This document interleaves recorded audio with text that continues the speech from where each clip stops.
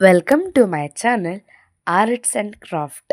ಹಿಂದಿನ ವಿಡಿಯೋದಲ್ಲಿ ಭಗವದ್ಗೀತೆಯ 3ನೇ ಅಧ್ಯಾಯದ ಶ್ಲೋಕ 36ರಿಂದ 40ರವರೆಗೆ ಹೇಳಿದ್ದೆವು. ಹಾಗೆ ಅನುವಾದನ ಹೇಳಿದ್ದೆವು.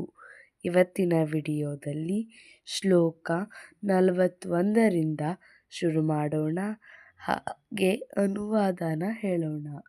ಈಗ ಶ್ಲೋಕ 41. ತಸ್ಮಾತ್ ತ್ವಮಿಂದ್ರಿಯಾಣ್ಯಾದೌ ನಿಯಮೇ ಭರತರ್ಷಭ ಪಾಪ್ಮಾನಂ ಪ್ರಜಹಿಹ್ಯೇನಂ ಜ್ಞಾನ ವಿಜ್ಞಾನ ನಾಶನಂ. ಈಗ 41ನೆಯ ಶ್ಲೋಕದ ಅನುವಾದ.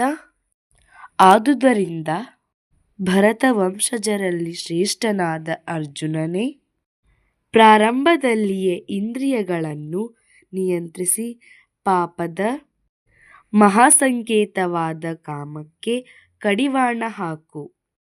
ಜ್ಞಾನ ಮತ್ತು ಆತ್ಮ ಸಾಕ್ಷಾತ್ಕಾರಗಳನ್ನು ನಾಶ ಮಾಡುವ ಈ ಕಾಮವನ್ನು ಧ್ವಂಸ ಮಾಡು. ಈಗ 42ನೆಯ ಶ್ಲೋಕ. ಇಂದ್ರಿಯಾಣಿ ಪರಾಣ್ಯಾಹುರಿನಿಂದ್ರಿಯೇಭ್ಯಃ ಪರಂ ಮನಃ ಮನಸಸ್ತು ಪರಾ ಬುದ್ಧಿರ್ಯೋ ಬುದ್ಧಿಃ ಪರತಸ್ತು ಸಹ. ಈಗ 42ನೆಯ ಶ್ಲೋಕದ ಅನುವಾದ. ಕ್ರಿಯಾಶೀಲವಾದ ಇಂದ್ರಿಯಗಳು ಜಡವಸ್ತುವಿಗಿಂತ ಶ್ರೇಷ್ಠ. ಮನಸ್ಸು ಇಂದ್ರಿಯಗಳಿಗಿಂತ ಶ್ರೇಷ್ಠ. ಬುದ್ಧಿಯು ಮನಸ್ಸಿಗಿಂತ ಇನ್ನೂ ಬಹುಶ್ರೇಷ್ಠ. ಮತ್ತು ಆತ್ಮನು ಬುದ್ಧಿಗಿಂತ ಬಹುಶ್ರೇಷ್ಠನು. ಈಗ ಶ್ಲೋಕ 43.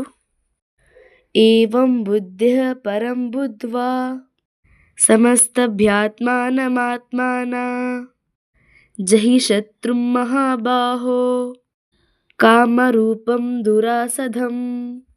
ಈಗ 43ನೆಯ ಶ್ಲೋಕದ ಅನುವಾದ.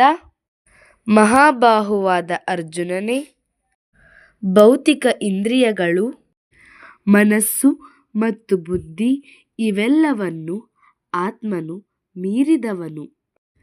ಇದನ್ನು ಅರಿತ ಮನಸ್ಸನ್ನು ಉದ್ದೇಶಪೂರ್ವಕವಾದ ಅಲೌಕಿಕ ಬುದ್ಧಿಯಿಂದ ಕೃಷ್ಣ ಪ್ರಜ್ಞೆಯಿಂದ ದೃಢಗೊಳಿಸಬೇಕು.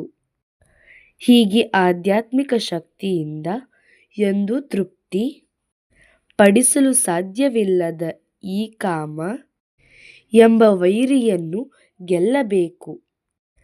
ಇಲ್ಲಿಗೆ 3ನೇ ಅಧ್ಯಾಯ ಮುಕ್ತಾಯಗೊಂಡಿತು. ಮುಂದಿನ 4ನೆಯ ಅಧ್ಯಾಯವನ್ನು ಮುಂದಿನ ವಿಡಿಯೋದಲ್ಲಿ ಹೇಳುತ್ತೇನೆ. ಈ ವಿಡಿಯೋ ನಿಮಗೆ ಇಷ್ಟ ಆದರೆ ಲೈಕ್ ಮಾಡಿ, ಶೇರ್ ಮಾಡಿ, ಕಮೆಂಟ್ ಮಾಡಿ, ಹಾಗೆ ಸಬ್ಸ್ಕ್ರೈಬ್ ಮಾಡೋದನ್ನು ಮರಿಬೇಡಿ. Bye bye. Thanks for watching.